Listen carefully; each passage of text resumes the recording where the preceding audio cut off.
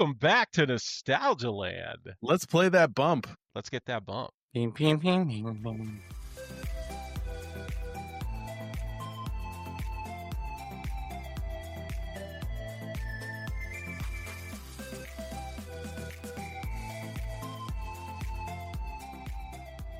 Welcome. My goodness. Hi. Hello again. Happy spooky season. Is this the third week of spookies? I love how I have my computer here. I can just answer this question. It's the fourth week of spooky season. My God. This is a long ass month. I feel like I've just seen skeletons in everyone's yard for like a year now. It's good. You gotta enjoy it while it lasts. It's true. Yeah. A lot of people very soon it's gonna be turkeys and stuff, and then Target's going to try to make it Christmas before it's even December. Oh, dude, if you go to Home Depot, they already got that stuff out. Of course they do.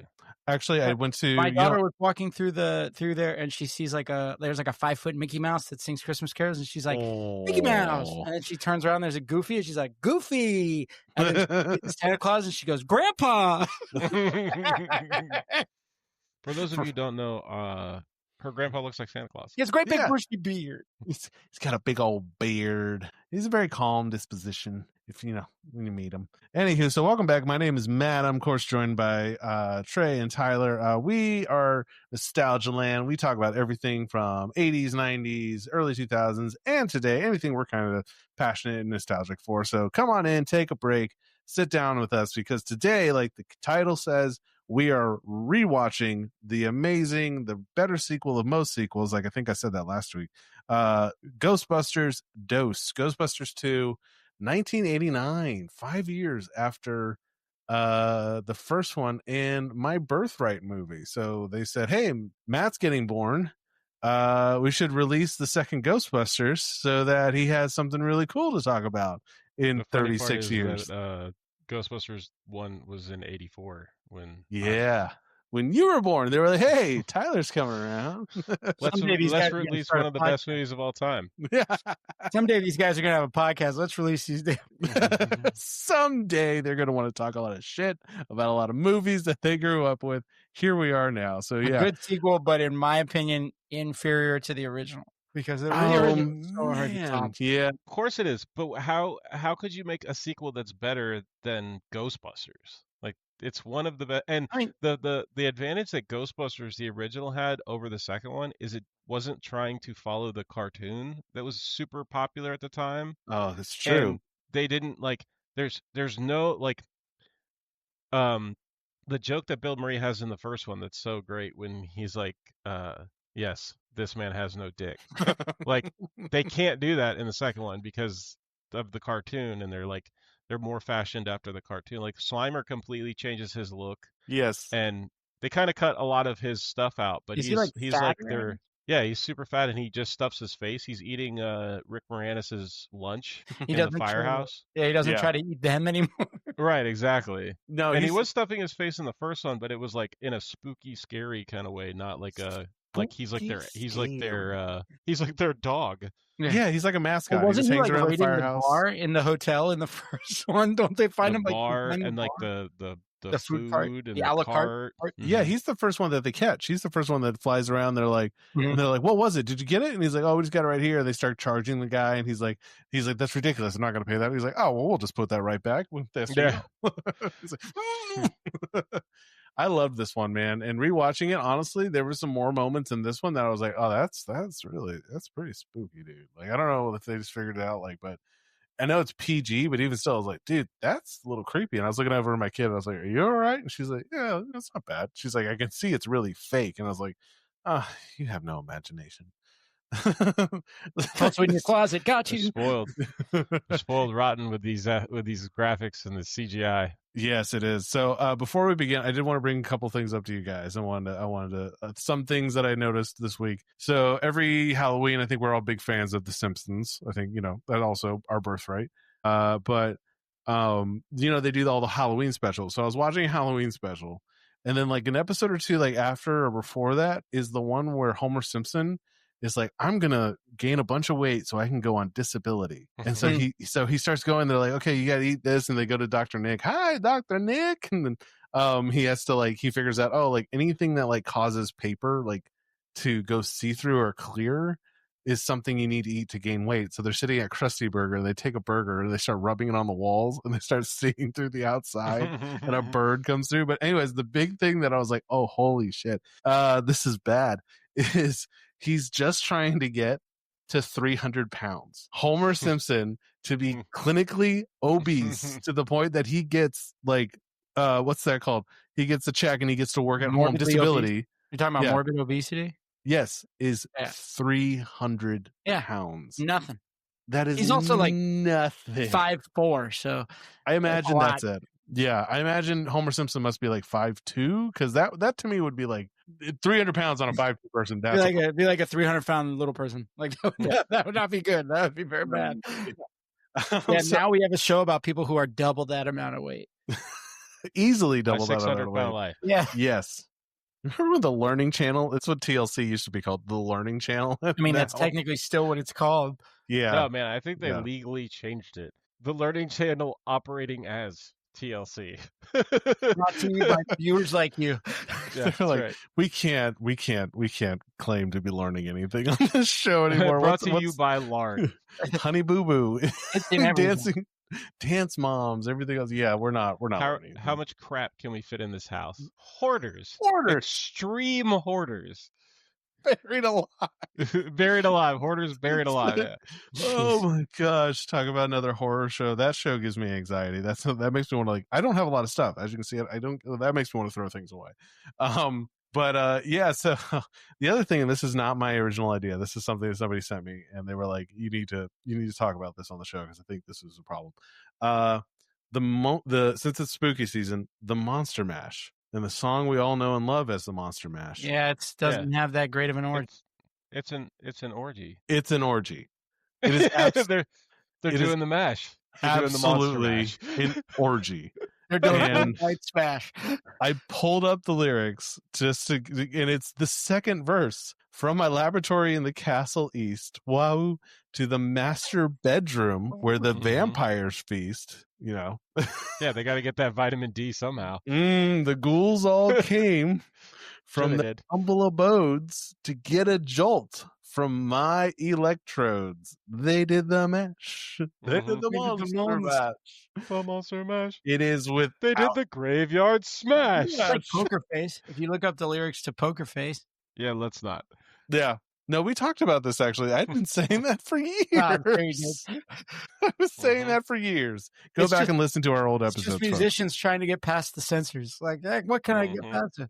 Yeah, it caught on in a flash. They played the mash. I can't get over it. Go, ladies and gentlemen, just take a moment, pause us. If you're driving, pull over. Pull up the lyrics to Monster Mash. Driving, all right? Get off the road. Get off the road before you do this. Because hey Siri, what happens in the Monster Mash? I did see in Ted that show it's on Peacock. I really want to start watching it. Ted, it's supposed to be the bear? Seth MacFarlane. Yeah, Ted the bear. Yeah, and it's supposed to be them and Donnie. That's my teddy bear. Yeah, that's my bear. Stolen my bear. When they're in the 80s and stuff, and they go through this whole spiel one time where they're like, the Monster Mash is the song about the Monster Mash, but the Monster Mash is not the original song of the Monster Mash. See, this song explains the Monster Mash. So somewhere out there is the original Monster Mash song. And it's just, that's fucking brilliant. Dude, that made me laugh so much. Oh God. Okay. So anyways, on to it. Ghostbusters 2, man. We start out, or as I like to call it, Ghostbusters, The Secret of the Ooze. We're pretty obsessed with ooze, dude.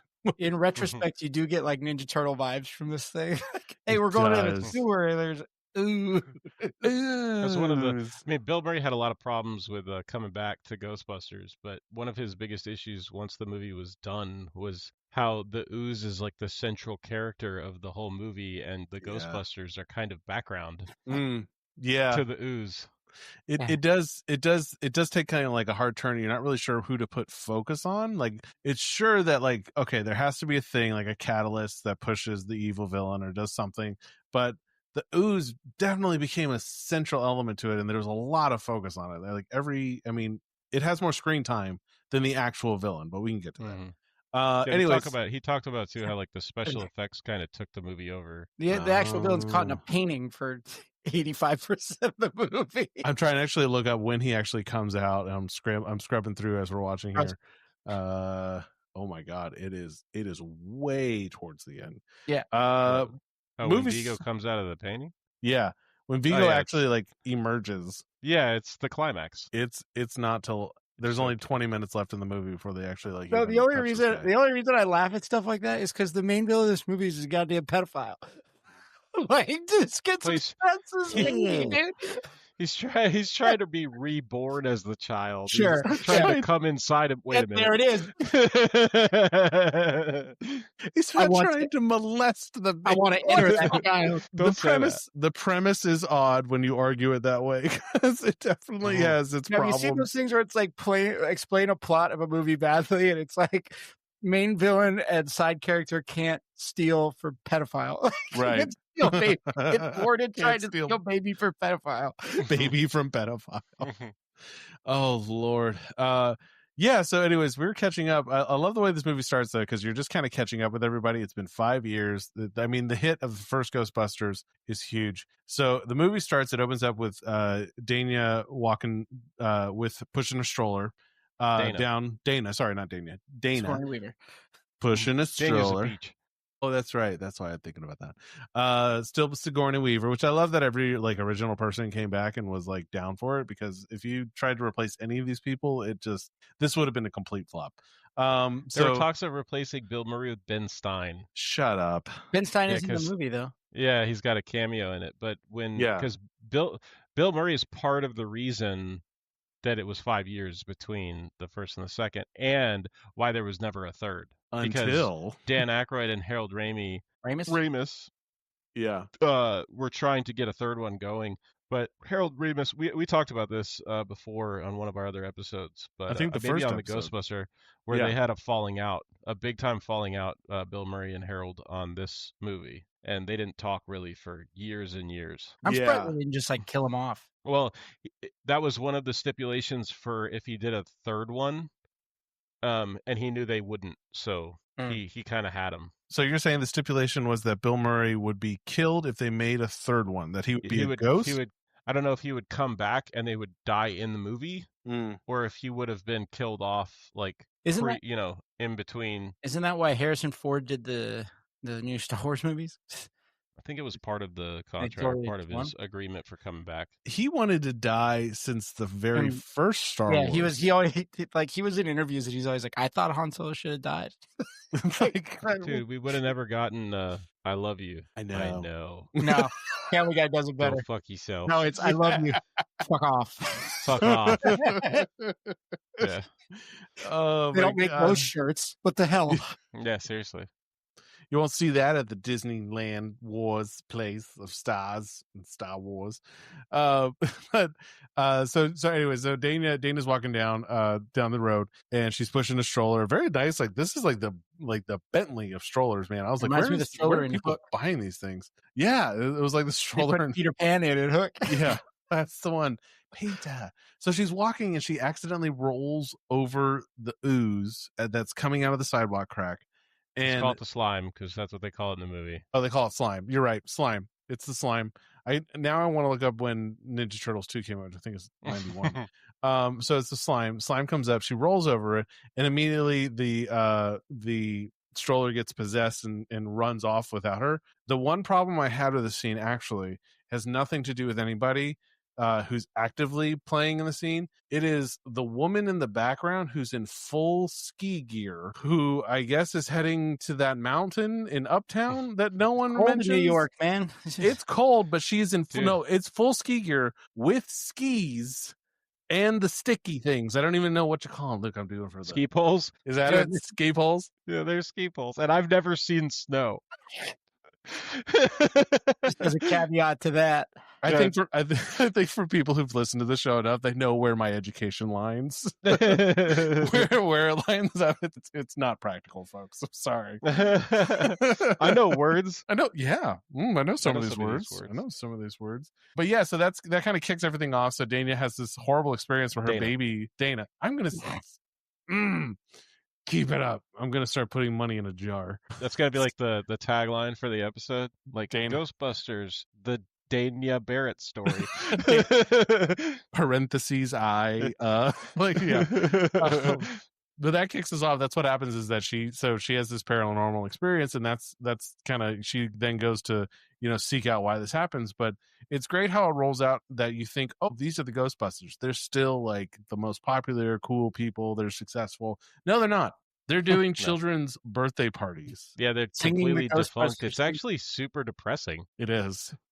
Yeah. The best part of that is they go and they do the theme song, and then they get to the who you're going to call, and all the kids go, He-Man! He-Man! The little backstory there, it's oh, sorry, my light just died. I was like, what was that? God? Hello, God. The funny part is that there was a big toy war going on in real life between the Ghostbusters franchise and He-Man.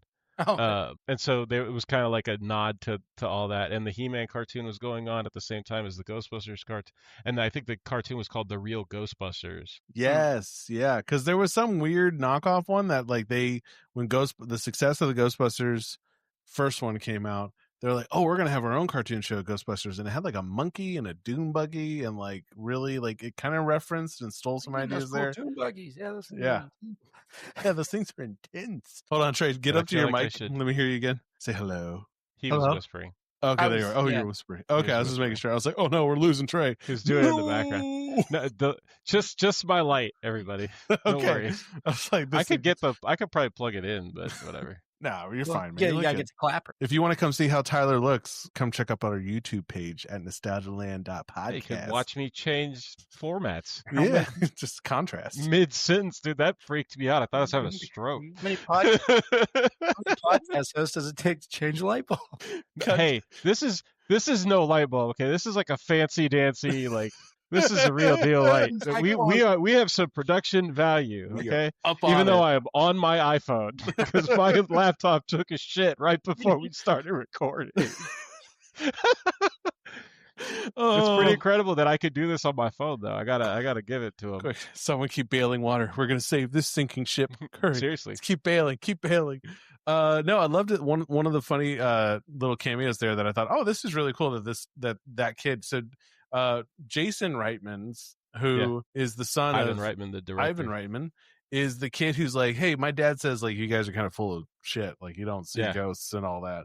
And Jason Reitman then went on to direct the Ghostbusters Afterlife. I believe that's the one he got to do. Oh, is that the newest one with Paul Rudd? Paul Rudd is in? No, so yes, those are the newer ones. Because we have the Frozen Tundra one too, or whatever it's called. Yeah, like, Frozen Empire. There it is. Frozen. Is that the one with the girls? No, no. That's it. All female Ghostbusters. Feminist stuff making over. I'm an adult virgin. I got you. Let me do that slower. It's like, oh no, it was sorry, folks. Just look it up on Instagram. Yeah, this guy was harping on people who were like, "You're gonna do all female Ghostbusters," which honestly, it was funny, dude. I liked it. It was an okay. Check it out. So in order, it's Ghostbusters '84, Ghostbusters II, which is '89, and then about 27 years. Am I doing math right? I think I am. Ghostbusters, and it's just that, which was 2016. And then we had Ghostbusters Afterlife, which they completely abandoned the middle Ghostbusters with that amazing cast of people in 2021. And now there's Ghostbusters Frozen Empire, which was all right. Finn Wolfhard's in that, right? The kid from Stranger Things. Yeah, he is. Yeah, the kid from Stranger Things is in it. Yeah. So he gets to play one in Stranger Things. He was a Ghostbusters when they're in one of the Halloween episodes, and then he actually got to be a Ghostbusters. I mean, that kid's living the dream. Oh man! And then so Sigourney Weaver's baby goes on like the roller coaster ride from hell. Yeah, Froggers. Yeah, Froggers across the road. Midnight stopping just before getting creamed by a bus. And it's the evil man trying to lure this baby to the museum so he can take. But you don't know yet what it is, right? I just like it's not too much after this that they reveal the painting Vigo and his nefarious plot through what's the actor's name that is like the curator guy? I should get him. It's the guy who plays Mad Hatter in Batman. Peter McNichol. Yeah. dude, and he comes up with his accent on his Janosch. own. Dr. He Poha. yeah, because it's from Carpathia, and he's like, it's like Eastern European. So he kind of came, and he's like the funniest part of this whole movie. He is the best To part of this me, movie. like he is hysterical. Him and Rick Moranis, because Rick Moranis, man, He's my he favorite is awesome. character in both movies. He's so awesome. But he's definitely an underrated actor because he was in our last week's film with Addams Family too as the camp directors, the camp counselor. Yeah, as the camp. Oh, you're not talking about Rick Moranis now. No. No. I'm sorry. Yeah, McNall. So we're talking about Peter McNoll. McNoll. McNichol? I don't know. Peter. Yes. Anyways, I know his name's weird. It's hard to say. It is. I don't even know what. I think it's McNoll. I think the I is silent. Oh, interesting. But man, he's been working solid. I mean, solid since the early '80s, dude. He is in almost several productions. Almost a every lot of year, people. Dude. Like Kurt Fuller's in this movie, who plays the guy from Wayne's World. Oh yeah, like the network guy. Yeah, he's in a lot of stuff. Yeah, he's great at just being an asshole, just so slimy, wormy jackass of a person. Like his little smug expression when he thinks like, I got him. He can't say anything. I'm just gonna do what I want. It's fine. So good at that. Just looking like you want to slap him. Punch. Yeah, just something. So he does this great. So Peter McNoll. We'll just call him. What's his name in the movie again? Janosch. Yeah, we'll just call him Janosch. Yeah, Janosch. Yeah, Dr. Janosch Poha. Oh, Poha. So he's working. So Dana and him are working together at the museum, and they're restoring art, which is pretty cool because they were actually doing it like and that's how I was going to ask you. Restore art. Is that how you actually do that? Like as someone with an art background? Okay. Yes, that's exactly how you do it. It's super time consuming. I was asked one time if I wanted to be an intern at the art museum in Gainesville, and I saw what they had to do, and I said no. That looks super boring. Now, however. I am subscribed to several Instagram accounts that do it, but they speed it up. Yeah. So it's like, it's like watching those dudes that clean carpets. Dude, it's the best. Suck my life away. It's the best. Dude, that and the guys that clean like really dirty car. Yeah, dude. Especially if the exterior and the interior are gross. Oh, so you got cathartic, me. You got me for however long this video is. I'm so glad I'm not alone on that. That's so cathartic. I've thought for years. It's just the carpet ones though. It's my favorite to fall asleep to. Oh, nice. Yeah.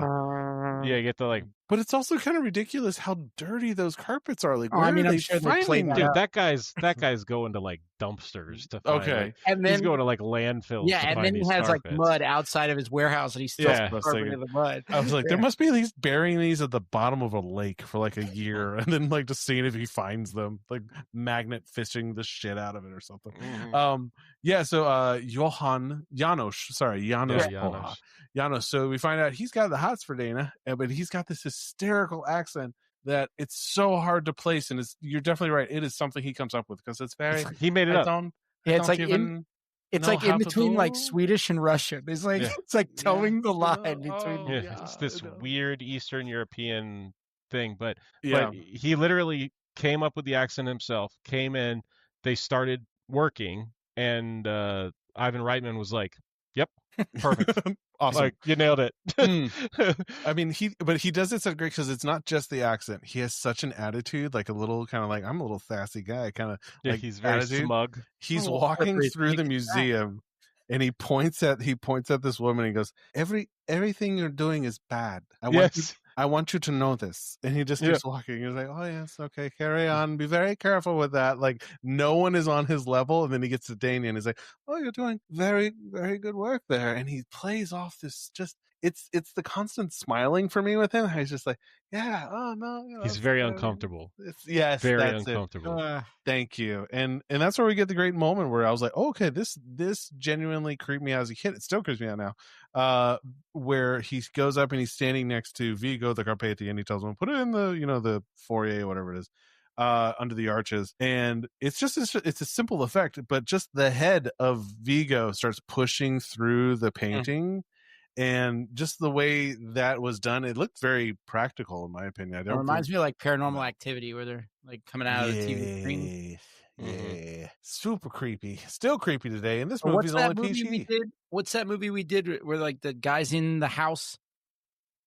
It's like the I'm gonna need a little more. It's like a ghost. Is there a dead dad or is there not a dead dad?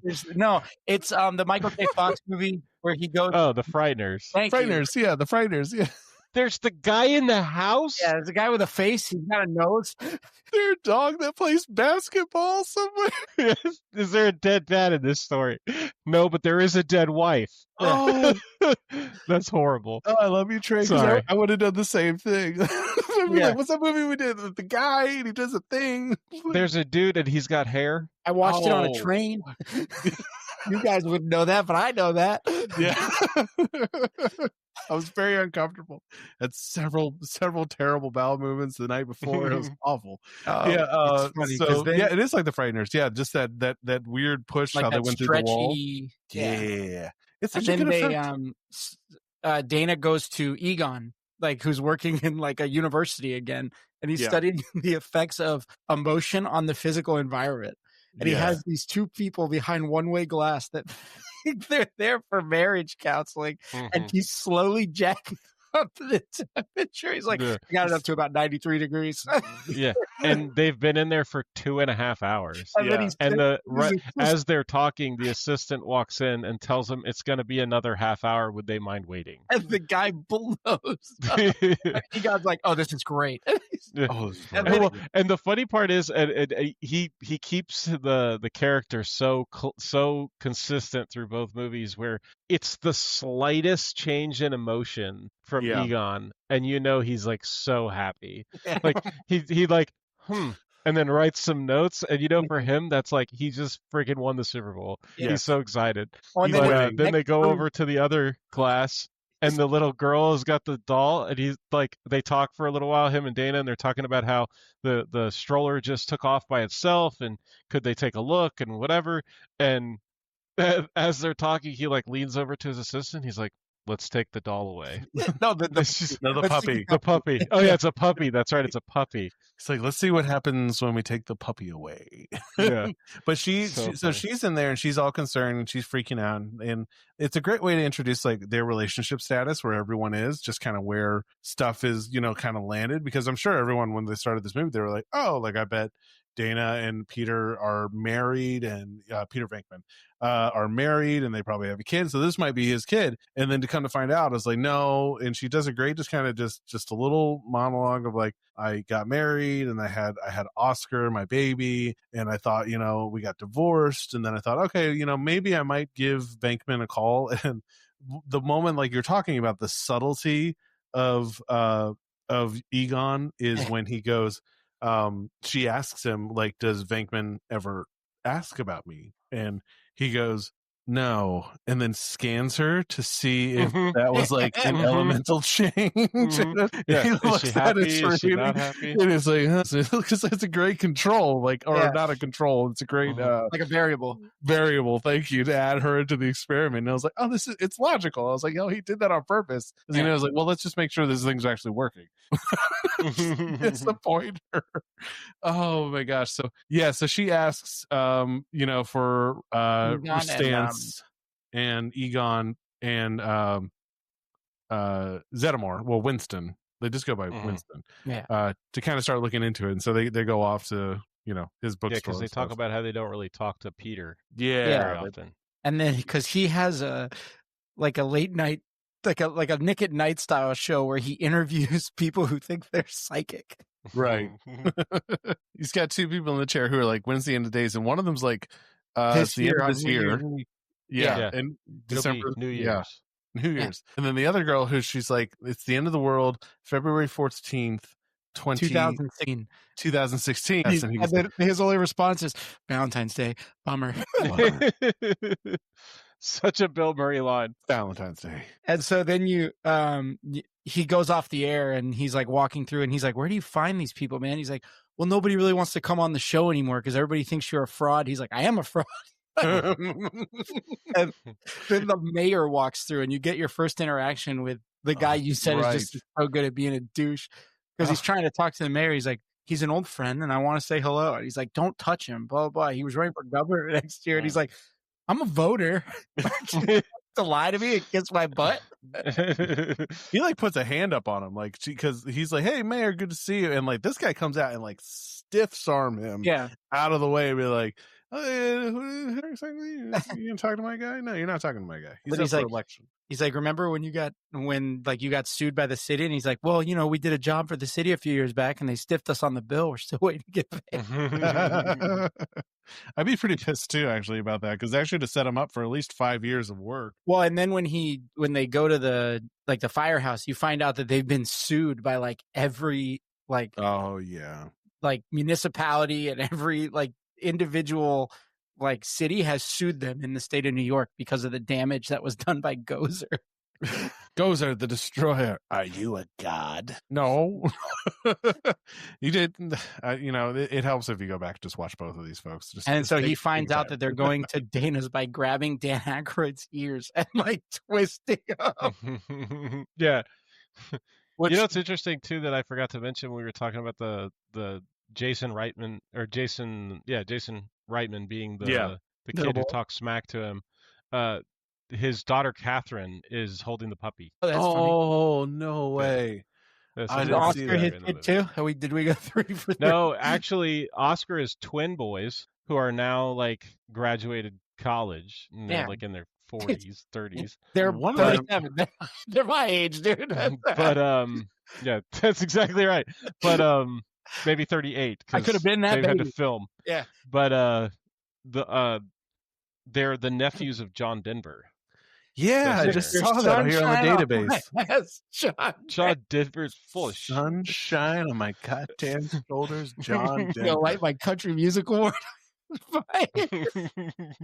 Well, one of them, Henry. My ass off. Oh man, sorry to be a bummer, but Henry unfortunately passed in 2017. What the heck? Okay, so he's not 38. Yes, but his brother is still around. Yes, his brother is still around. So that's what the DB's got on him. He's still about. So yeah, dude, that sucks. Sorry. But yeah, that's fine. Okay. Hope you enjoyed this one. It's what we get for doing nostalgic movies, man. Sometimes they ain't gonna be around. Like when we get to Father of the Bride, I'm gonna be real sad. Yeah. Oh yeah. Well, it's funny because like just thinking about that now, these twin babies, I was like, oh, this was like almost how old I was when this movie came out, and watching these babies go through this.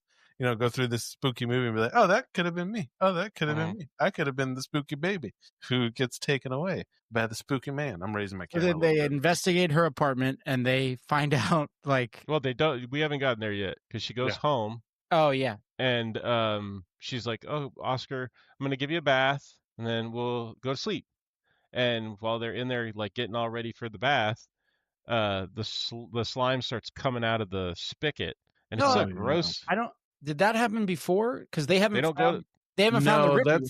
That's way after that. Yeah. Yeah, because Egon has the line that the only reason I remember is because it's one of my favorite lines in the movie where they go into the Oscar's room and he's like, oh wow, so much joy. I forgot that they went in there first. My parents didn't believe in toys. And Aykroyd's like, you didn't even have a slinky? He's like, we had part of a slinky, but I straightened it. Well, it's like you were saying, Trey. They're at Venkman's. Ray Stance's bookstore, which is like the occult and all this stuff, and he's wondering. And one of the books that Peter Venkman asked him to get was I just had to look Magical Paths for Fortune and Power. And I just love that he was looking at that. He was like, great, put this on my tab. But that's where he like squeals it out of him and was like, who are you working for? Yeah. Who? And we're just going to go visit an old friend. Yeah. Who? And you could tell that he wanted to say like, you don't have friends. Like, who are you talking about? It's so weird because Dan Aykroyd, like in real life, he's super into all of that, the occult and like. Is he like a ghost? Yeah, kind of. Yeah, I think his father was. But he's like the reason that Vigo the Carpathian is the main protagonist or antagonist of the movie. Don't tell me this is based on something real. No, it's kind of a conglomeration between Vlad Dracul and Grigoria Rasputin. Okay. Vlad the Impaler? Vlad Yeah, a little bit, yeah, but maybe just in name on that. But he is just this horrific figure of history. Yeah. Bring her. Yeah, dude. That would creep me out. It's like, oh no, this was based on everything real, but it is still based on real scary Yes, shit. this guy named Steve. I went to college with him. Oh, good. Remember Theodore Bundy? What was with that guy? Whatever happened to him? Let's look him up on Facebook. Oh, have you guys seen the Monster series on Netflix? I did watch we talked about this. We did. We did the Ed Gein. I did watch on the Ed Gein. It is really creepy and gross, difficult to watch. Into the Geiner. Yeah, it's difficult. You don't watch it on a giant screen TV. They take some liberties with the Ed Gein story, from what I've heard, like of the historical stuff. Yeah, but that dude that's from Sons of Anarchy, I can't remember his name, that plays Ed Gein. He's such a great actor. He is methodically creepy and weird. Yeah, it's hard to and know. They're going to be coming out with I think we talked about this last week, but Lizzie Borden and then Ted Bundy and then Edmund Kemper. Yes. So it's going to be cool to see what they do. I watched the whole series, kind of binged it like everywhere, and I got to the end, and it is kind of like a culmination of how all those guys spawned from Ed Gein's ideas. So go give it a watch. It's great. It's really cool how it's all connected. That's where like Leatherface comes from. Like all these horror movie classics kind of come out of the Ed Gein story. Man, what a time to be like talking about this, because I mean it's perfect for Halloween. If you need something really creepy and hard to watch, go check that out on Netflix. You don't want to sleep for a freaking week. And if you need a great podcast to listen to about all that stuff, and you like dark humor, go check out Last Podcast on the Left. Those guys have been around forever, and man, they've given me some great laughs over the years. I actually haven't listened to any of their episodes. I need to check them out. So Last Podcast on the Left, give them a shout out. And like at the end of every episode, they're kind of dark, like, it's dark humor, it's funny, but they like say Hail Satan and like oh my god. But and at the end, so one of them says Hail Satan, and he's like a Satanist, but like it's more of like a play on his like atheism or whatever. So he's like, and he's into like obviously the occult and stuff, because he talks about all this horrible stuff. Yeah. But the part of what they do is like they demystify these guys, like because when you break it down for real, like Ed Gein is like messed up in the head. He's not like a terrifying guy. He's just like a simpleton who killed people because he was messed up in the head, and he thought like, she's evil, she needs to die. It wasn't like, and they basically take it and they're like, these guys are idiots, and they stumble through all this stuff.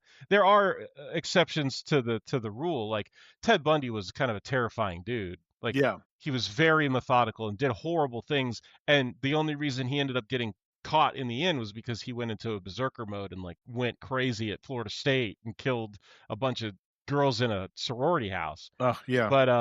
But there's wild. And at the end of every episode, one of the guys says Hail Gein, because it's just funny. Like, it's very, very funny, the show, like the way they tell these stories. And like one of them is a comedian who does voices, and some of them are hysterical. I need to check them out. You should check them out. On the Left.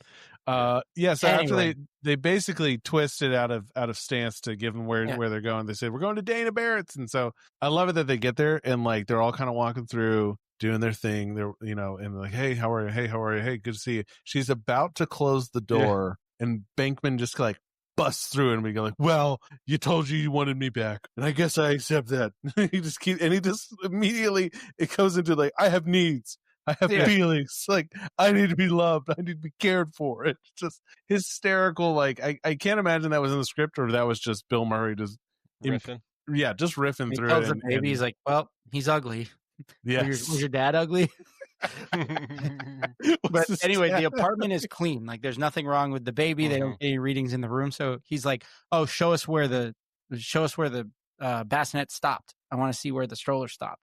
So they go there, and he's like, I think we hit the honeypot, Ray. Like, so they pretend to be construction workers, and they're digging a hole in the middle of jackhammering the street in the middle of downtown New York City. Middle of Fifth Avenue. Fifth Avenue, dude. Yeah. And so they get like, a cop comes up and they tell him like they're from the phone company. He's like, oh, you're busting my balls. They got me on a freaking Friday. You guys, are you holding me up? You go hold up my guys. It's Egon like doesn't know how to respond. He's just like, yeah. Mhm. And so finally No. they get deep enough to where they're like, somebody needs to go down there. And they all look at Ray. They all just look over at Ray like, So they put him on and like he's like, what? metal cable, and they put him in, and that's where you see the river of slime. It's this purple slime that's just running in an old abandoned subway station under New York. And the Yeah. idea is that it's all of the negative emotion that like New Yorkers have. So it's like 3 million pissed off people and all their negative emotions are just feeding this slime. So he gets a sample, but they get arrested for like lawful destruction of property, like all this Oh, stuff. a bunch of things. And Yeah, then you dude. get the introduction to Rick Moranis because they use him as their lawyer. And he's like, Dude, and the entire courtroom scene is riffed. it's so funny too. It Yeah. is not, Everything he dude. does is just off the dome from When he Rick does Moranis. like Tully, who's Rick Moranis' character, he's like, guys, I don't know if this is such a good idea. I got my law degree during night school. I do mostly tax law and all this stuff. And they're like, we'll be fine. And his opening statement, because they cause a blackout, because on the way Yes. back up from the sample, he hits a power line and all of Yeah. New York is dark.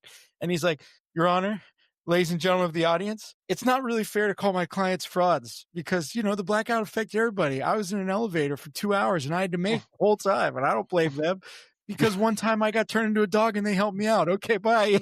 Okay, thanks. And Egon's like, very good, Lewis. Short, Perfect. pointless.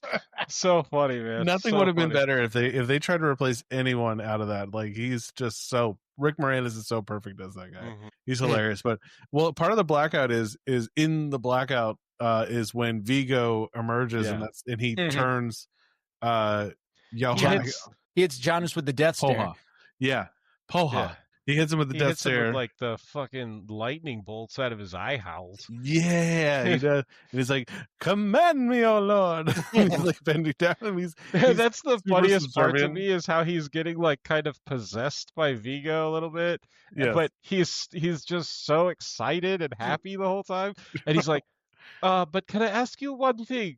You want the baby? Okay, we'll get you the baby. But can I ask you one thing? $40 for pizza? No. Yeah. Can I have Dana Yeah, can for I have my wife? Yeah. Like, and your he's like, mother? She's gonna yeah, be all right. your mom. Yeah. Yeah, like, all right, we can do that. All right. Sure. But it's funny because the Ghostbusters are basically the judge is throwing the book at him. He's like, I don't believe in the paranormal. And this is where Yeah. you figure out that the slime is feeding on the negative emotions because it's brought in as Evidence. evidence, Yeah. and they have a It's- court order not to practice paranormal. That's where you figure out that they're not the Ghostbusters anymore because they have a court order that they can't practice like paranormal activity. Busted. They're not supposed to be. They can't are bust. ghost busted. Can't be busting. Well, he shouldn't be busting in a courtroom. At least that's not good etiquette. But you can't busk in a courtroom. That's true. Yeah. As They, well. he's doing all this screaming, and basically the slime erupts, and two ghosts of people that he gave the electric chair come flying in and start terrorizing the courtroom. Ray's And I just reaction to love that. how in the middle of it, Ray, like they're like Yes. taking people, and he's like, "Do something." And he's like, "No, we can't. It'd be a shame if we violated that court order again." He's like, yeah, that's right. It's a restraining order for that blue paper that lady gave me. If they pick up and they start helping you, they'll be exposing themselves. And Bill Murray immediately into it. We do You not. don't want us exposing ourselves. The other best part of that court scene, though, is the whole time that Rick Moranis is like interviewing Bill Murray on the stand. Bill Murray's just kind of like under his breath is kind of like, we weren't trying to do anything wrong. They weren't trying to do anything wrong. I mean, we're just trying to help out. We're He's just like trying to coaching help him out. through it. It was really good. He's like, what is it? He's like leading the way. He's like, you're a witness. He's like, yeah, got him, Rick. Well, and the best Awesome. part of that is he gets cross-examined, and he does that whole speech where he's like, there's things in this that are beyond human comprehension. And he goes Yeah. into this thing, and the prosecutor's like, so you're saying that the world of the supernatural is your exclusive area of expertise? He's like, kitten, what I'm saying is shit happens. We got to deal with it, and somebody's got to face it. And who are you going to call? And the whole crowd is like, Ghostbusters. What's that? Yay! And then they're like, why'd you drill a hole in the middle of First Avenue? He's like, First Avenue has so many holes, I didn't think anybody would notice. Yeah.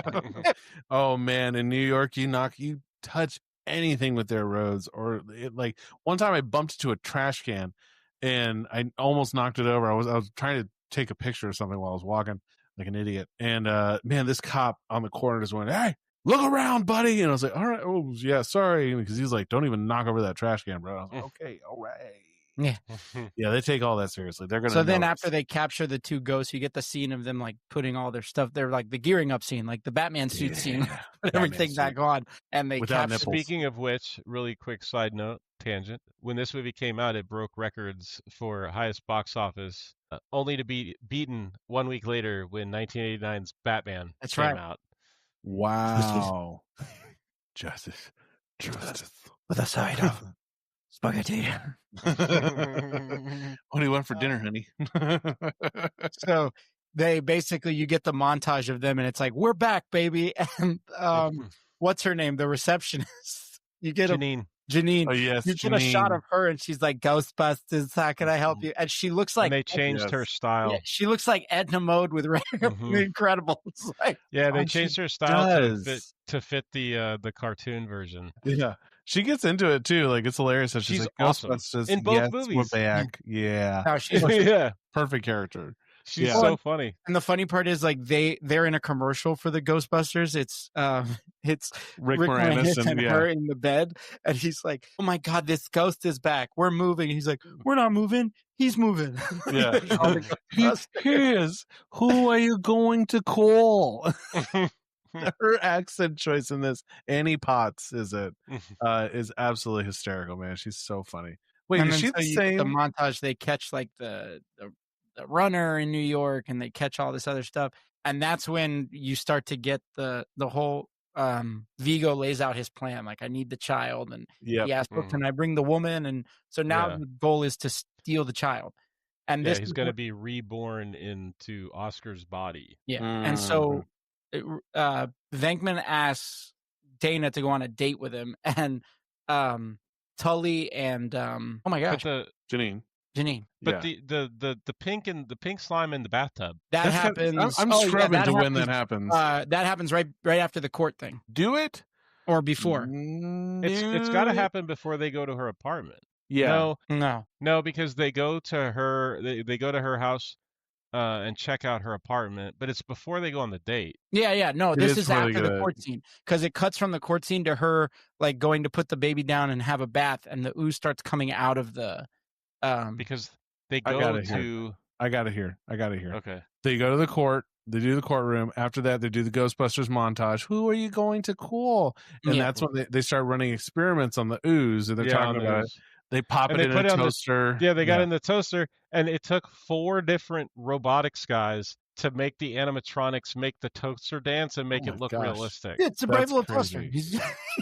I love how they realize, like, where they're like, "Oh, check this out." It's like, "It's your love lifting me high." And he's like, "What am I watching here?" And all of a sudden it's like, pop, pop, pop, pop. And then he's like, "You're so stupid. You're an idiot." It's like, like super freaking out. "Oh, this is our new line for Christmas." And he's like, "People hurt themselves." He's like, "No, we put a little disclaimer on it where we don't have any liability." You were fine. I love that they allude to they're like, yeah, sometimes we talk to it, we say nurturing things to it, and like immediately, like, and my question too, Peter was like, "You guys don't sleep with it, do you?" And they all like slowly look at Egon, and Egon's like, "Let's run some more tests."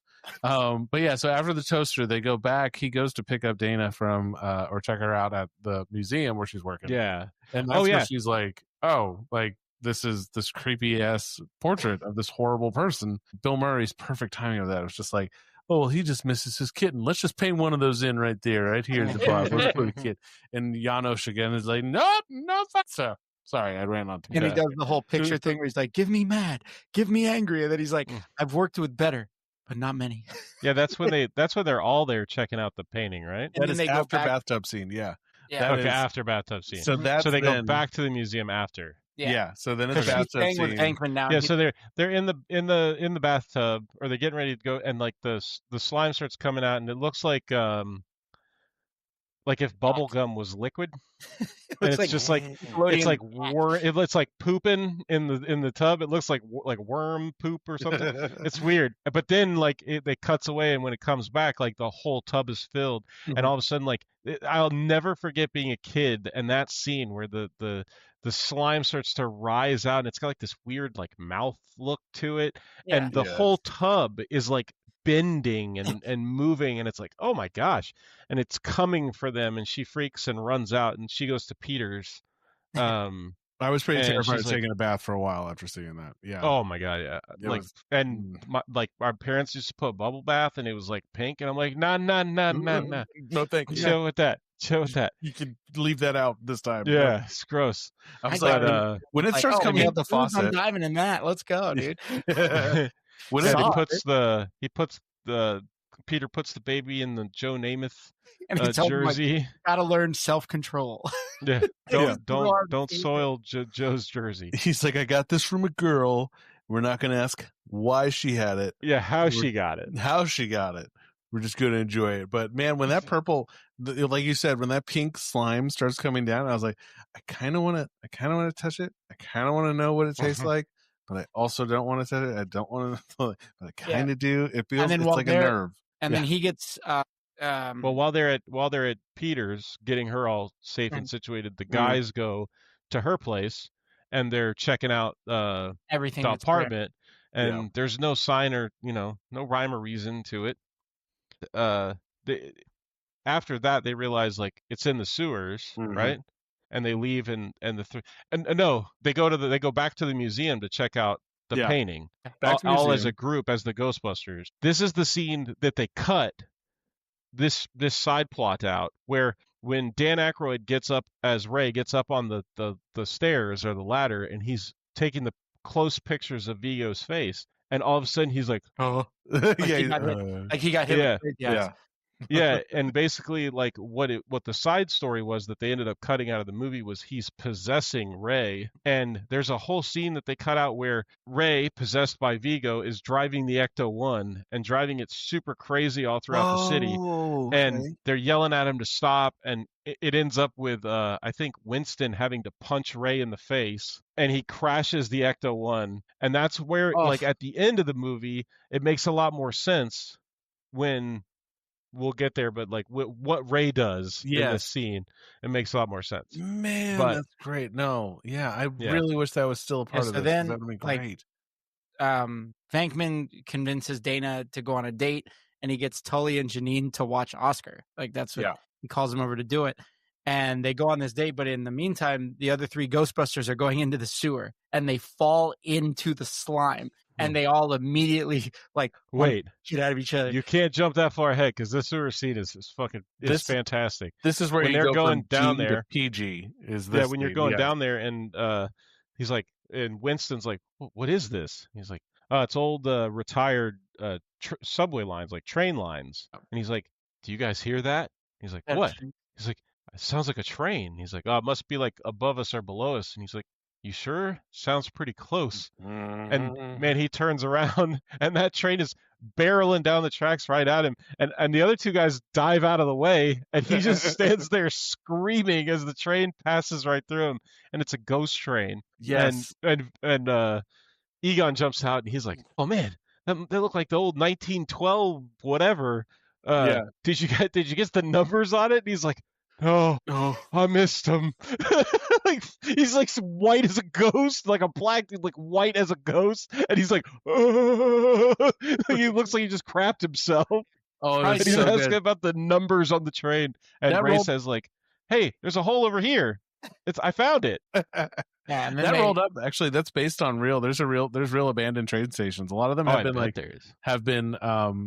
kind of shut down and stuff. But there was a couple of guys I knew who were like invited me one time. They were like, do you want to go see them? And I was like, how do we get to them? He's like, well, you have to go down this one track, like, and it's really dark, and we'll bring flashlights, but we can't use them too much because if the police see you walking, like you'll get arrested. It's really bad. And I was like, no, thank you. But they showed me pictures of it where they snuck into these abandoned stations underground New York City. And I think my biggest question of this movie was just honestly like, how did the ooze end up in New York? Like, why is it New York? And then honestly, with New York being New York, it's like, it just kind of has to be like, it's such an old town. Like no one even really knows where like ground level is anymore, because some of the subways or the train tracks, my understanding, please, if you're listening to this, you're like, that's bullshit, man. correct me, drop it in the comments. But my understanding is like there were some trains that they then built over the tunnels over them that were on ground level. And so that then became, and then they built the street on top of that to make some of the first subways. And then that's where that came from. So there's like elevation changes, from Weird. the top of Manhattan to the bottom of Manhattan. And so there's where's the dirt? Where's the actual ground? It's like, you don't really know anymore because it's so layered and layered and layered and built on top of I wonder if in this movie, if they had taken like a left instead of a right, if instead of finding the river of slime, they would have found the Ninja Turtles living in their underground subway. They're like, Why- you guys smell pizza? I smell with pizza. anchovies.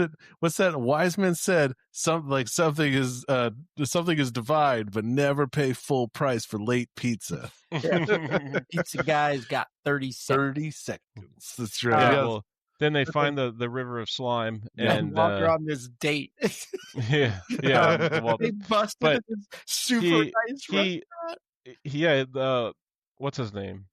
Winston? Yeah, Winston. He's like measuring to see how deep it is, and he's like, all right, 3 feet, 6 feet, 12 feet, and both the other guys are like 12, and he's like, something's got it, it's taking it, and it's just like whipping the measuring tape out, and then the next thing you know, like boom, he's in the slime, and the other two guys are getting pulled right in with him, and they come out of the slime out of like a manhole. And they're all covered in it head to toe because they just got out of the freaking. It looks like they got like just snot all over. Yeah, them. it's gross. And they're screaming and yelling at each other, and they're about to start fist fighting when Egon's like, "Wait, take off your clothes!" And without thinking, they all just strip out their clothes into their long johns, and they realize that the slime was what was making them angry and like wanting to fight. So then they go running into the restaurant where he's like, it's pure concentrated evil is what it is. Just makes everyone go insane. He's like, oh great, well let's just package this up for Christmas. And that's when they go in the restaurant and they start flinging their arms. They're doing this great thing where there's like slugging slime everywhere and people are getting hit by it and they're like, oh god. And that's the police escort them out, and so of course they go to downtown, they go to the mayor, they're trying to explain their case and everything. The mayor's like, listen, I really don't want to hear about it. And that's where that Hardemeyer, sleazeball Slimehead, Kurt Fuller, who plays Hardemeyer, is like, oh, I know exactly what to do with you guys. And he like institutionalizes them. He sends them to the downtown Bellevue Mental Hospital. Yes, the insane asylum, which actually I looked up and I was like, are there really like psychiatric hospitals like within the city limits? And there's like 4 of them. If you Google Manhattan and you do psychiatric wards, I was like, oh, I thought that would be like kept like kind of like in the country or something like that a little bit. No, they're right there. All they're them psychos, downtown. you got to be able to put them somewhere quick. Yeah, immediately. But so they're in the psych ward and it's great because they're doing this whole bit where they're trying to talk like, no, like there's there's slime underneath the city and it makes us really angry and it made our toaster dance. And the whole time, and they're being interviewed, which is great, by Bill Murray's brother, which is hysterical. I thought it was Bill Murray in like dress up until I looked it up and I'm like, oh, it's his brother. Yeah, it's his brother, Brian Murphy, who I think is also Brian Doyle Murray, who's also a part of he's produced several cartoons in the 90s. That's my understanding, so correct me if I'm wrong. But it's great because they're giving this explanation. They're being really thorough too, obviously not insane or having any issues. And Bankman's got his head down. He's like, and he finally pops up and he's like, do you believe in any of this? He's like, actually, I just met these guys. I don't know what they're talking about. But as I think you're getting to where they're babysitting Oscar, this poor baby, and they were like, well, maybe we should stay after it's been like a rough and tumble kind of night. And it's the creepiest scene. This threw me because I would freak out. The baby, like the window opens. It's asleep and it opens on its own. Right when Dana comes home from this weird encounter with the Ghostbusters at dinner and everything, and Janine and Tully are like getting ready to do it on the couch. Smack at it, dude. Like, he had to tuck it in the waistband and move on. Like, because jeez, bro, they were going hot and heavy on that couch. He told Oscar to get him to fall asleep. He's like, so the 7 dwarfs had a limited partnership in a small mining operation. This person came and they bartered for room and board for housekeeping services, and it was a really raw deal because they didn't have to pay income tax or nothing. But I think for the parts of the story, it's okay. Okay. Well, and Janine's like, well, he was having a hard time going to sleep, so we just gave him some Mediterranean pizza, and he knocked right out. You're like, this is not even a 1-year-old. And Dana's like, okay. And she goes, I'm just gonna check on him. She goes in there, and he's out the window. Yeah. And she's like, oh my God, looks out there, and he's like walking along the sill. And as he's doing that, this like ghostly figure is coming out of the sky like Mary Poppins, but riding a bicycle. That part weirded me out. Pushing like a stroller. Yeah, it's pushing a stroller. It's not on a bicycle. But it's the music, That's right. The music grabs you. The music in this is like, oh, that's unsettling. And it's coming up. It's really eerie. And then you get a shot of the face of this ghost thing. It's the dude. It's Jonas. It is. Yeah, because he's his like minion. It's Jonas as a weird ghost lady. He's in drag, and he's amazing. He's got glowing red eyes. Glowing red eyes, and then I love that, like, it was a great solution to the practical effect, because then they would, like, to measure, okay, then the apparition comes and it gets this close. Like, I figured, like, it must have been like a great solution to be like, well, it's just easier if he stays there, and then we just have this arm reach out, this psychotically creepy arm reach out and grab this baby, and then you just see it kind of like dump it in the basket, and then it flies away. And I thought, oh, that's brilliant. But God, why do they keep mispronouncing it? Janos. That's it, Janos. And but it takes him back to the museum, and then that's when it was weird that he was the ghost drag baby person. That's when he creates the like dome of slime around the museum that like nobody can penetrate, because everybody in New York's pissed off. Yeah, and that's when he calls forth that evil, like all hell breaks loose in the entire city, and like ghosts are like ghosts are everywhere, and they're running all over the place. And then it cuts to my favorite scene in the movie, really, with the ghosts, where it's down at the port, and the Titanic is in the port, and it's got the huge hole in it, and there's just like all the people filing off, all the ghosts, and it's Cheech Marin, and he's like, yo, and he's like, I think that's the Titanic. He goes, well, better late than never. And it's such a creepy shot of this ghost ship with all these ghosts coming off of it broken up perfectly by Cheech's delivery of this line of like, better late than never. And also, I'm super glad that they went with that instead of their original idea, which was the Hindenburg. Jesus. Oh, dude. wow. I don't know how, like, would it just been like a flaming I was going to say, everybody Zeppelin? on fire. Yeah. What was that going to look like? I don't know, but that was the original plan. I need to Google this. From Mortal Kombat. I need to look this up if there was people on it. Like, how many people? On the Zeppelin? On the Hindenburg? Yeah, there definitely was. It was a passenger... yeah, I just thought Zeppelin. It was that. I thought it was just Zeppelins were supposed to be like the next airplane. Yeah, which is the Ninja Turtles basically had a Zeppelin. I mean, they called it the Turtle Whip, but that thing was man. Yeah, not to give you a little spooky facts. Yeah, 97 people were on board, and 35 of them passed away while they were on board. I can't believe anybody lived. That's crazy, though. Yeah. I mean, that's a burst in a flame. Yeah, anyway, now all these calls are coming into the police, and they're asking the mayor what to do, and he's like, "Get me the Ghostbusters," and the guy's like, Yeah, the guy has to tell him that he sent him to the loony bin. They might be hard to find right now. Sorry. And that's when what's his name suits up. Dude, Tully's like, you look Rick Moranis. Like, you look great, and then he's like, I was born to wear it. And I love how he steps out in front of the fire station with the whole getup on, and he's like, "Oh, this is really heavy." And it's a joke because those packs weighed like over 40 pounds a piece. Yeah. And the Ghostbusters, especially in the original movie, they spend a lot of time in these packs. So when you're filming, it's like 14 or 16-hour days with these 40-pound packs on. And they would always complain like, dude, this is so heavy. My back is killing me. So he comes out of the thing, he's like, this is really heavy. It's kind of a shot at it. He runs to the bus stop to catch up with the Ghostbusters, and Slimer's driving the bus, and he's like, "It's you, okay, but I didn't know you had a license." On the bus. Right, yeah. Slimer's driving the bus. It's brilliant, man. And he has like the little like bus hat on, and come on. And so the Ghostbusters are at the museum, and they realize that they can't penetrate get in. the wall because of all the negative emotions, and they're like, we need everybody like to rally around. We need a symbol. And Ray and Egon. Thank you, are staring at a license plate. It's the license plate on the front of the Ecto-1. And Egon says, like, yeah, we need something that symbolizes good and hope.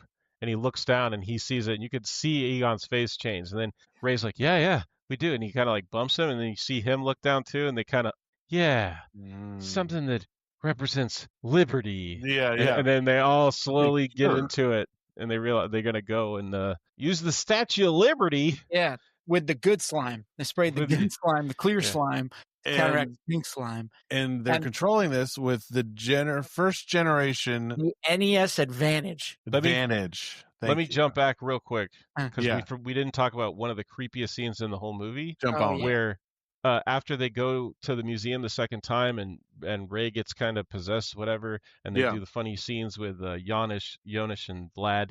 They go back to the firehouse, and they're developing the film in the dark room. And as they're looking at it, Ray starts to get sucked into the picture of Vlad the Carpathian again. Yeah. And as they're standing there, all of the pictures and everything burst into flames, just spontaneously combust. And they're like, oh my God, like, let's get the fire extinguisher. And like the fire extinguisher's not working, and the door is locked. And it's just like, it's super creepy when you're a kid, especially watching this movie. Like, that scene's freaky as hell. Well, the imagery that they pull out, because they found out that there's like an image within an image, and so they're like, there's something weird here. So they run it through some machine to isolate it. Yeah, some machine that Egon has developed that like kind of removes, like, I guess, like a layer of reality, because then they put it through, like, it's like a scanner, folks. And they pull it out. And it's this goopy, like, morphed head of Vigo the Carpathian, played brilliantly or minimally by, let me look him up here. We had his name out earlier. His name is Wilhelm von Homburg, who was all I could find was a controversial German boxer / wrestler. They need a documentary about this guy. And the craziest thing that we were talking about beforehand was he didn't know that his lines were going to be dubbed by the incredibly famous and amazing Max von Sydow, who, if you look him up, you'd know exactly who he is. Like, his voice is just epic, and he's been in so many things. But there's no way Vigo was in Die Hard, guys. Vigo was one of the blonde guys, one of the henchmen in Die Hard. Now sense. I have to go rewatch Die Hard to be like, hey, it's Vigo the Carpathian. The mayor is the doctor in the original Ace Ventura. The guy. Oh yes, yeah. But so Wilhelm didn't know that his lines were going to be dubbed, and when he got to the premiere is when he found out, and he got up and stormed out of the premiere when he realized that they had dubbed his lines over every single one of them. I would have been pissed, but I also if they didn't tell him, they could have just gave him a call. Yeah, but like, hey dude, bud. There was a problem with the audio. We had to dub your lines. Sorry. Yeah. Lie to him. Lie to him. Your accent was too heavy. We couldn't use it. Lie to me and kiss my butt. Just lie to him. But they were probably worried he was going to kill him. You saw the size of the Honestly, guy? Maybe, yeah. But like, that's why you call. It's hard to kill you through the phone. You can't do it through the phone. He'll find a way.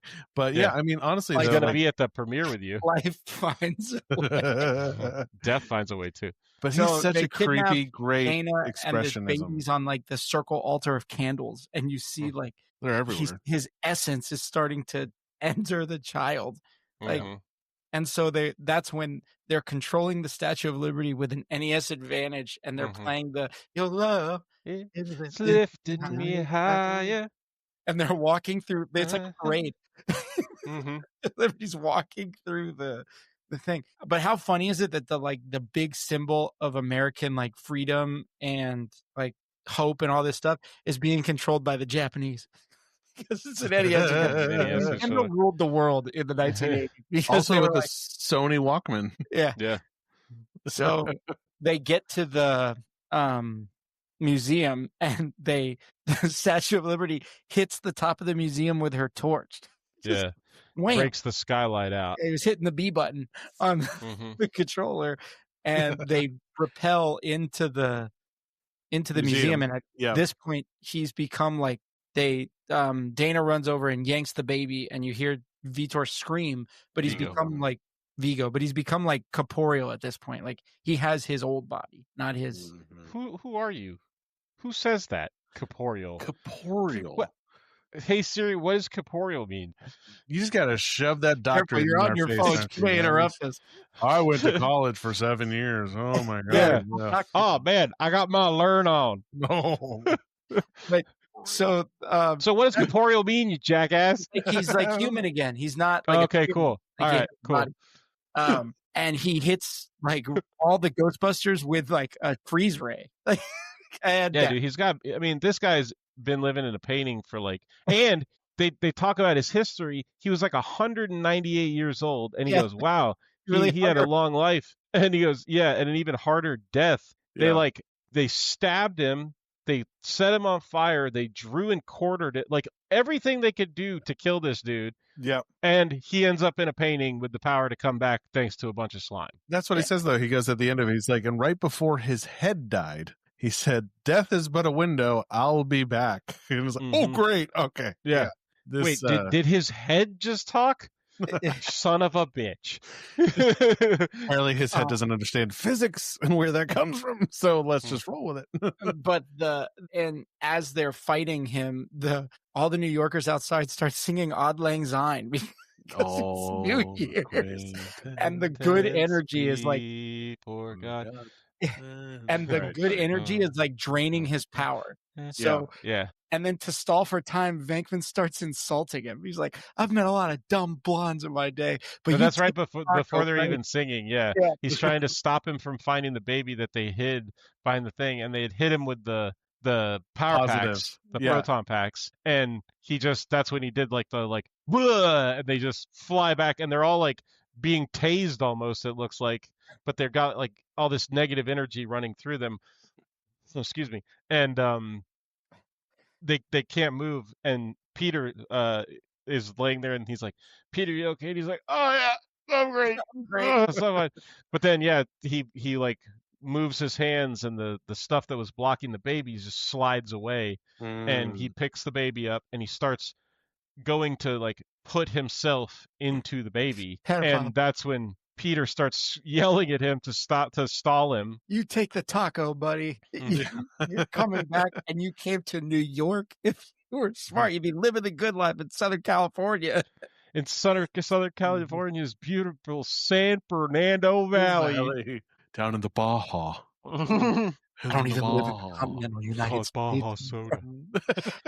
Minnesota to the Baja. I'm telling you, if you haven't watched that, you got to. Yeah, he's the best villain, so they play it out. They're pushing through and getting credits with it because it is pretty quick how it's just like, and then Tully shows up. Ray gets possessed for a minute.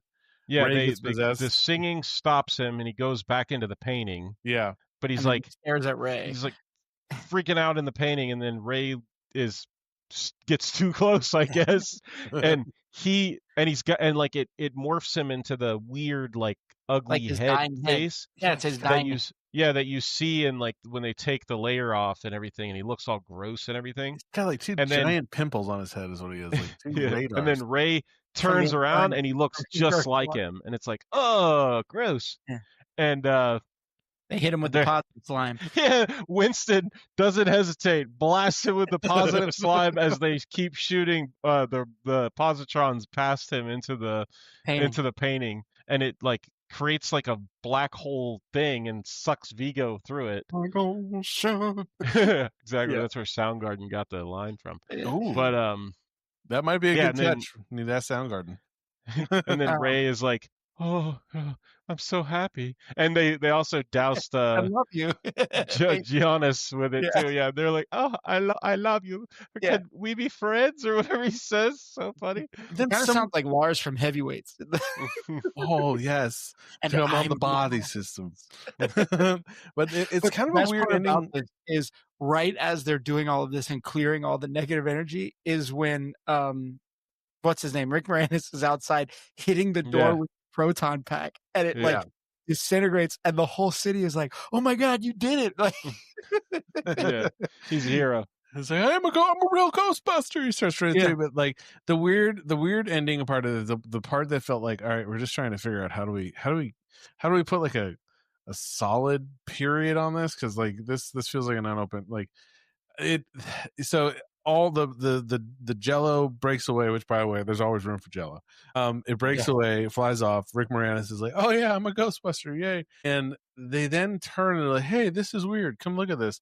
And instead of Vigo's evil portrait anymore, like it's not that. Yeah, it's this weird Renaissance version of all of them. And I love Bill Murray's in like togas. Yeah, and they're like in togas and like on like super muscular, like and they're like in like Ray, like Peter Venkman's like position, and it's like, you know, this kind of upward point of like just sarcastic.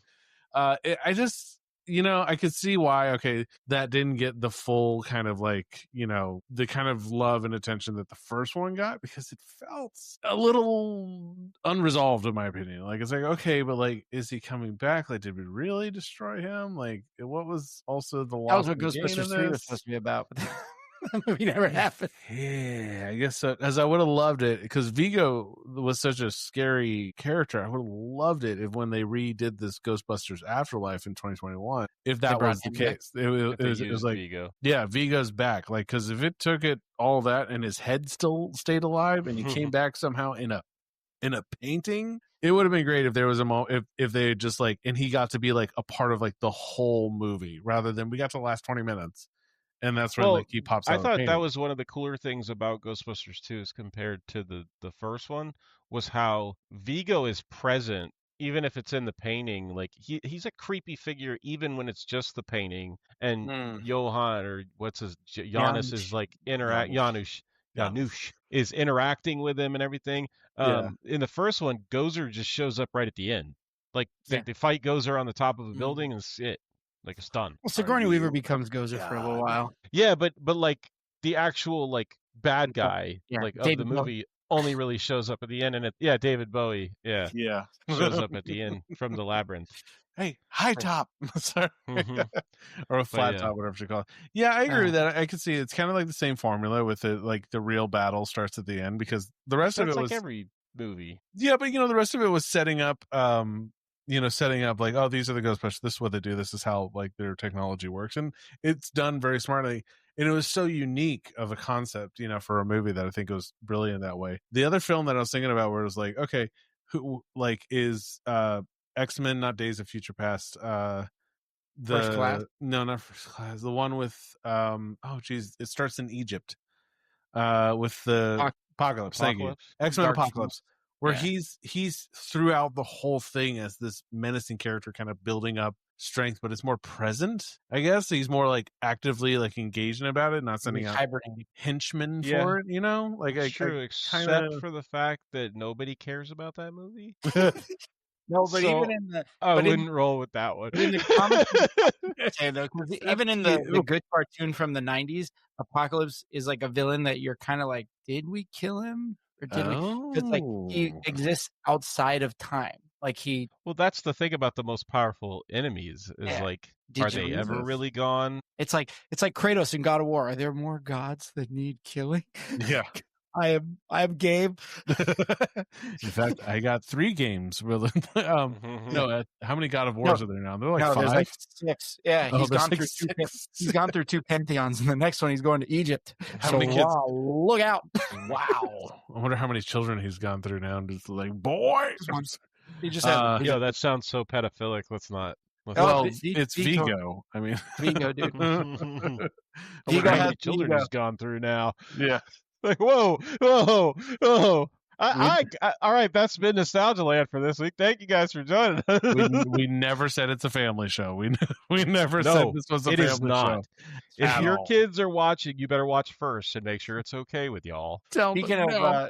Speaking of video games, Janusz actually plays the Mad Hatter in the Batman Arkham games. He's the voice of I really like that guy as an actor, and like everything he's in. I think he brings something interesting and fun. Like even in Amsterdam Values, he's got a small role, but he delivers in that role. He's in that show Numbers too, which is like where like mathematicians solve crime. Ooh. He's good in that show. I like that. Peter But McEnroe. the Ghostbusters games for the NES suck. They're so bad. And you will be playing them. The only good like older Ghostbusters game is the Genesis one, because they have like they took it in like a different direction. You're like caricatures of the Ghostbusters. You can't play as Winston, which is kind of racist. Whatever. And it's like a side scroller. You go through levels and you try to bust ghosts. But the NES version is so bad because it's just you like either driving in the Ecto one and you have to like buy gas. Then you have to like buy proton packs. Like you have to like buy energy for the proton packs. It's like, oh, cool, man. And then you like it's like an ambiguous amount of time until the Zool building opens up, which that's not even a thing. Like it's supposed to be the Gozer building, but whatever. Okay. And then you fight Stay Puft and you fight Gozer and the game's over. But the best one, if you're going to play, came out for the 360 not too long ago. And it's basically like what would happen if the Ghostbusters like remained popular after the first movie. Like you do contracts and then you drive to the new location and you bust ghosts and all that. That game's actually pretty fun. That actually sounds. So I think you should play the worst one for us, and we can all dive into. Maybe you should that. play the best one. You played a lot of the worst one. Maybe we'll give you a break on this one. Then you can go back to playing the worst one. I'll play the Genesis one. We'll meet in the middle. I'll play the semi-good one. No, play the really good one, and then play the shitty one. Before we head out, I want to say, because I think people are going to be really pissed if we don't mention it, because it's one of the more like creepy, eerie scenes in it. When the blackout happens and Janos has been possessed, he goes to Dana's apartment because he knows he's supposed to get the baby. I was in the neighborhood. Like, I was just in the neighborhood. But I check in on you. And she's Would like, you like no. me to come inside? And she's like, I'm fine. She's like, okay, I guess see you later. And it's this red, it's the emergency light in the hallway. And it's like the exit lighting. He turns in this super like stiff way. And then his eyes turn into these like spotlights that he like car lights, like LEDs that you see, and they blind you on the highway. Sorry, personal vendetta. But yeah, in the way he walks and he's just like kind of scanning the hallway, like and he's just going down that hallway so slowly. That freaked me out as a kid. That still gives me a little bit of chills when I saw it this time too, because I'm like, oh, that was a really good like creepy concept. Just creepy enough that it's still PG, but it's not. It's not boring. Certainly not boring. Something else. Like, anywho, so if you want to walk us out of here, Ty? Thank you very much for joining us again. Happy Halloween. In case we don't talk to you before then, I hope you enjoy and stay safe out there. I hope your families get lots of candy. Lots of candy. Scare each other, spook each other. Oh, dude. We may talk. Who knows? We may talk to you because Halloween's a Friday. We may see you. We may talk to you then. But just in case, for whatever reason, we don't. We appreciate you. We want to make this show the best we can for you guys. So comment, tell us what you like, what you don't like, what you want to hear, what you don't want to hear. We'll be sure to do the stuff you don't want to hear. Check us out on Instagram, Nostalgialand.podcast. Check us out on YouTube. You can watch our ugly mugs talk about this stuff and see all the expressions and watch my light die in the middle of an episode. It's fun. We try to keep it fun. We try to keep it positive and light. Watch me gain weight over the last 2 years. Yeah. Some of us got fatter, some of us got skinnier, some of us did both, over the time that we've been here with you. Things change. Things happen. Like today when my laptop took a crap an hour before the show was supposed to start. And that's why if you check out my Instagram, I always try to post that we're going to record with our traditional gripper shot. And it had to come from somebody else's phone because I'm recording on my phone. So it's all complicated. But thank you so much. Until next time, I'm Matt. I'm Trey. And I'm Tyler. Cowbunga. Wait a second. Let's try that again. I don't know how that happened. Cowabunga? Cowbunga. Actual one.